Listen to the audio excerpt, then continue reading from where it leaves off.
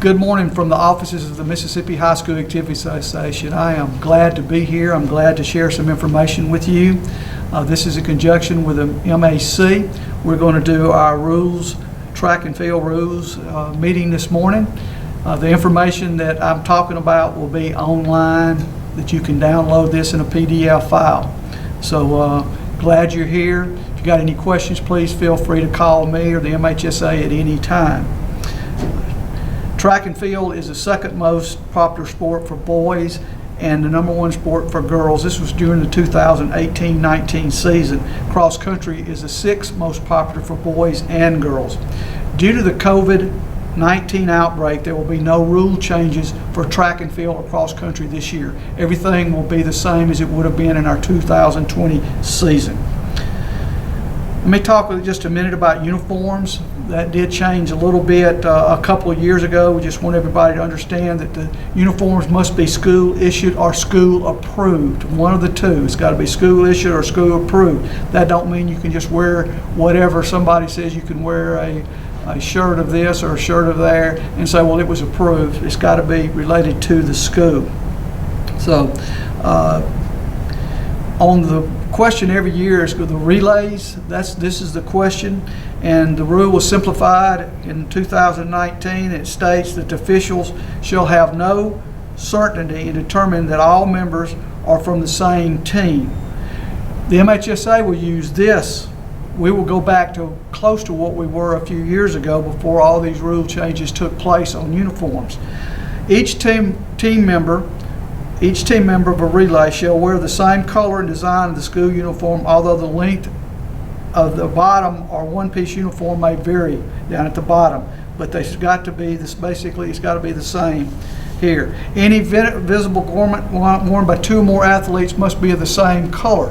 If one athlete decides they want to wear something, they can wear whatever color they want underneath their uniform. But if two or more, the undergarment has to be of the same color. Has to be not necessarily the same length, but of the same color. And in fact, if you could have a gray here and a white underneath at the bottom, so that's okay too. It don't have to be the same color, but it has to be the same on all relay members if two or more wear this. Penalty for wearing an illegal uniform. When a violation occurs, the athlete will have to go make the uniform legal. He'll get a warning at that time. He's got to correct it. If the second time that he comes back out or she comes back out with an illegal uniform, they will be disqualified after that point. Jewelry is permitted every year. That's a question, but it is permitted. A watch is permitted. And a lot of people ask about, you can't carry a stopwatch, but you can have a watch. And I do know that now you have smart watches that can do everything, time, get your pace and everything, but those are still legal as of this time, so watches are. Relay exchange zones. This was the big change from last year. This is a big rule change, and I think everybody understood it because we got a few meets in last year. There is no longer an acceleration zone. It is gone. It's no longer 10 meters of acceleration, 20 meters of the exchange zone. Now, the total 30 meters is the exchange zone, the whole 30 meters. The incoming runner the outgoing runner has got to stand within the exchange zone. It's got to stand within the exchange zone. To be honest with you, I don't see how there can be a violation because it would be hard to believe somebody would go 30 meters without getting the baton. But they've got to receive the baton within that 30 meters. This is only in the 4x1 and the 4x2. Only in the 4x1 and the 4x2 with the relay exchange zones would be 200 meters. Will be 30 meters. So those will be. You don't have to change your track. I know a lot of people got the little arrows and then the two big arrows. You just got to indicate during your meet which zones, where the zone is and where it starts and where it finishes. Another rule change last year, we were just getting into this last year, there can be no warming up, running backwards during a field event. You cannot run backwards warming up. You can't. A lot of people, they'll take their pole, and they'll go this way at the box, and they'll turn around and they'll run back that way, and somebody will catch your steps or do the same thing in long jump. You can no longer run backwards during your warm-up.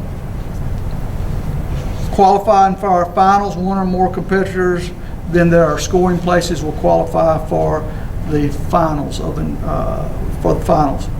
Pole vault standards, please be aware that you have 18 inches behind the back of the box. 18 inches will be the zero. You can't push it any closer than 18 inches from the back of the plant box. And then you can go as deep as 31.5 inches. Entry limitations, everybody should know this. This should be no problem whatsoever, but you can only enter 4 events. 4 events. Any events you want, only 4. Field event warm-up areas, got to make sure that the field event area is open for warm-ups. An official has to be there, or a coach has to be there. Most people mark these off and tell athletes and coaches there's no warm-up until someone gets into the area. So please do not step into an area and start warming up. It is not safe to do that. Pole vault warm-up. If a jumper passes three heights, and he gets 2 minutes while they're changing after the three passes. When they're changing the bar, they get 2 minutes to warm up. 2 minutes to warm up. If there's 2 jumpers, that's 4 minutes. If there's 3 jumpers, that's 6 minutes. Now, that time has to be allowed these athletes to warm up. Now, if they're ready before that, that's fine, but they do have to get 2 minutes for that. Time limits to initiate a trial in the field events. If you have more than 3 athletes in a high jump, you have 1 minute. In the pole vault, you have 1.5 minutes. With 2 or 3 remaining, you have 3 minutes in the high jump and 4 minutes in the high jump in the pole vault to initiate a jump. If there's only 1 remaining, you have 5 minutes in the high jump, 6 in the pole vault. All other field events is 1 minute, no matter how many is in the competition. You only have 1 minute. Only legal implements shall be allowed in the warm-up and competition, during warm-ups and competition.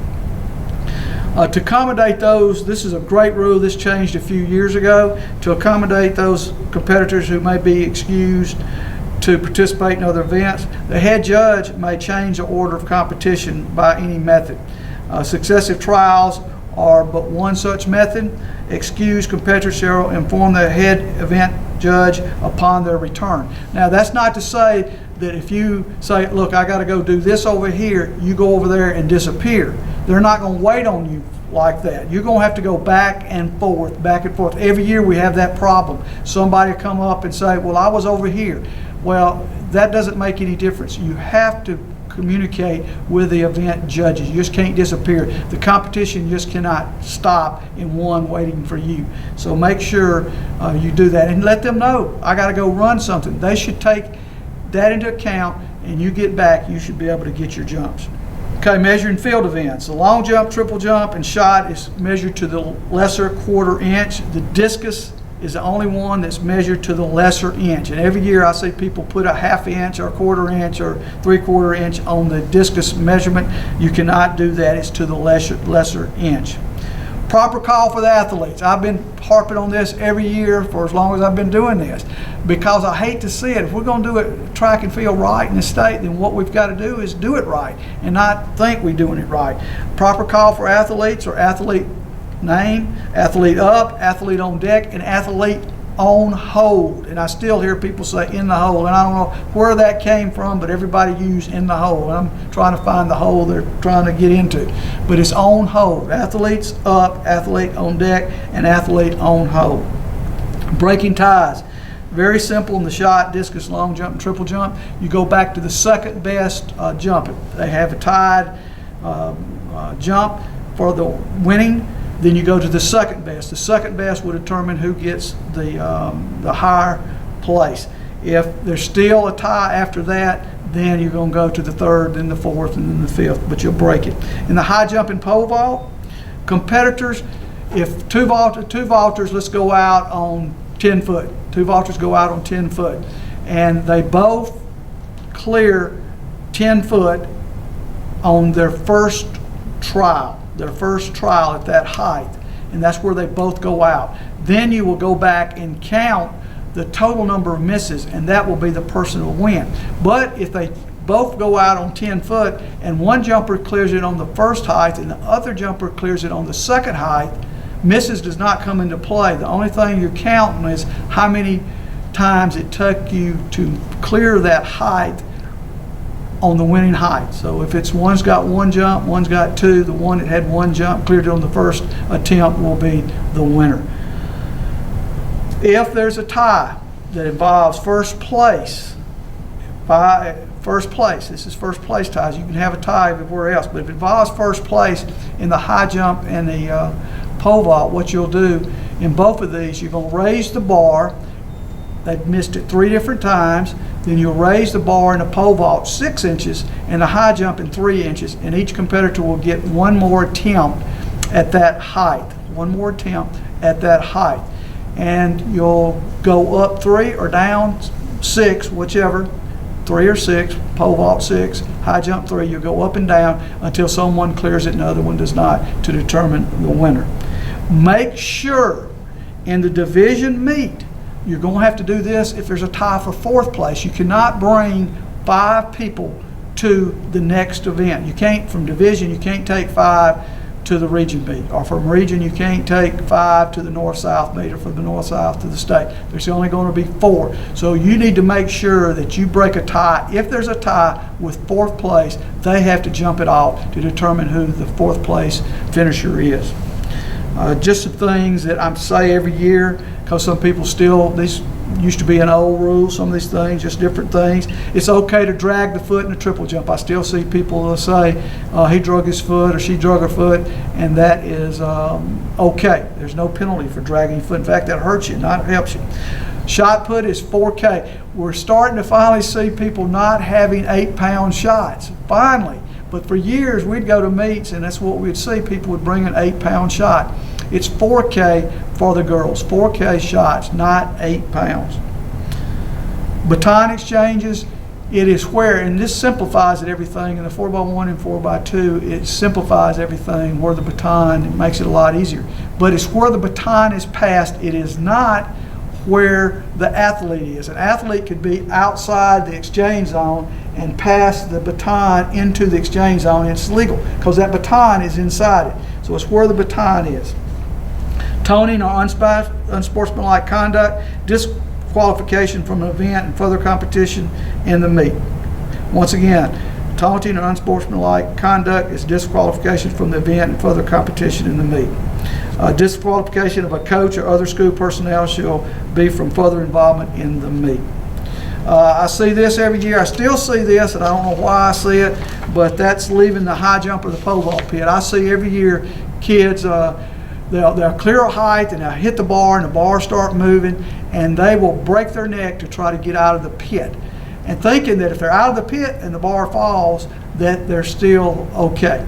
That is not true. That bar can sit there and go for a minute and a half, and if it's because the athlete causes that, then it is a miss, no matter if they're out of the pit or not. So you can sit there and watch whatever happens. You don't have to break your neck to try to get out. 4x4 and a 4x8, athletes must stay in the exchange zone. That is 20 meters. They cannot start, and I see this, and I time meets, and I'm the meet director of a lot of meets, and I go around and I watch this happen. It is a disqualification if your athlete puts a foot outside the exchange zone and starts from there. That's a disqualification. The person that's putting them in the zone needs to know that they've got to tell them that they've got to move up. Shouldn't have to tell them, but they need to, because it is illegal to start outside the 20-meter exchange zone. We are in cross country. We are wearing assigned numbers and transponders, chips for results, and if you don't wear these, you will be disqualified and will not get a time. Cross country this year, Saturday, October the 31st, 1A, 3A, and 5A will compete, and we will start at 11. Last year we for the sake of getting people in and out and not having such a large crowd and people missing races and all this, and this worked fine, we moved the events to give them a little bit more time between them. So 11 o'clock 5A, 1 o'clock 3A, 3 o'clock 1A. Then on Monday, November the 2nd, 2, 4, 6, same thing, same schedule, 11, 1, and 3 o'clock. State meet entry fee is $10. Online entries, you go to MileSplit and do your entries. Entries close on Monday, October the 26th.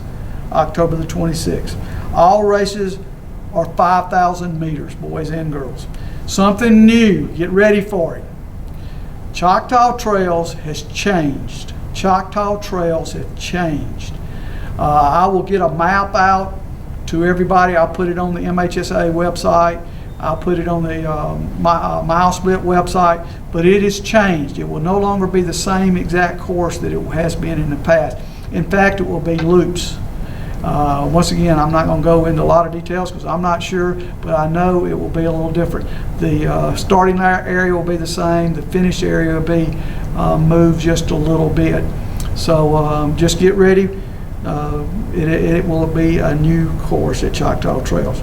Chip timing will be used.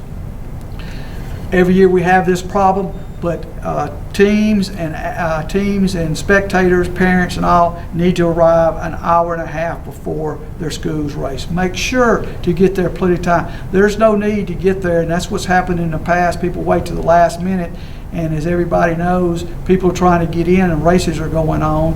I think that's going to be a thing of the past too, crossing where the athletes. But make sure you get there an hour and a half. Teams are to bring their own water. There's no water outlets at Choctaw Trail, so you need to bring your own water. This is important. Admission is $7. That's not per car, that's per person admission. State track meets. Friday, April the 30th, 1A, 3A, 5A will be run. On Saturday, May the 1st, the 2A, 4A, and 6A will be run. Saturday, May the 1st. All division meets will be finals by time. There will be no preliminaries. Fully automatic timing devices must be used. You can't run preliminaries on hand times. So you have to have a fully automatic timing system to run a division meet. Teams may enter 3 contestants in individual meets, starting with division. 3 individuals in each individual meet. 1 relay, but 3 in individuals. This year, the 5A and 6A classes will run the 3,200 meter between the 200 meter and the 4x4 this year. So starting with division, all the 3,200 meter runs except the 5A and 6A will be run at the beginning of the meet, and then, after the 4x8, and then the 4A, 6A, and 5A will be run between the 200 and the 4x400. That will be done at all meets starting with division. Starting heights for the pole vault. This is very important, very important. We've had this problem. Everybody's got to know that the starting height, starting with division, is going to be 6 foot for girls and 8 foot for boys. Nobody can decide, well, we want to do this, we want to do that. If you got one jumper and they can't jump 6 for a girl, then they don't advance. 8 feet for the boys, or they don't advance. So make sure you know that. Division online entries are at MileSplit. Division entry fees. We had a problem with people charging just different amounts. So the MHSAA come up with something for this. Entry fees maximum should be $150 per team. $150 per team. So that could be $300 per school. That's a maximum. Not saying that's what you have to charge, but you can't charge any more than that. $150 per team or $300 per school maximum. Region, North, South, and state entry fees are still $10. This is very important also. If you are hosting a meet and it's a qualifying meet and you've only got one division, one class, you've got to be, if you're the meet director, you've got to make sure that everything stays to where you're not killing the kids and you give them ample time to between events. This is very important because I've gone to meets and it's they're trying to get through with the meet, and they're not taking into account the kids. So make sure that if you are the meet director, that you allow adequate time between events.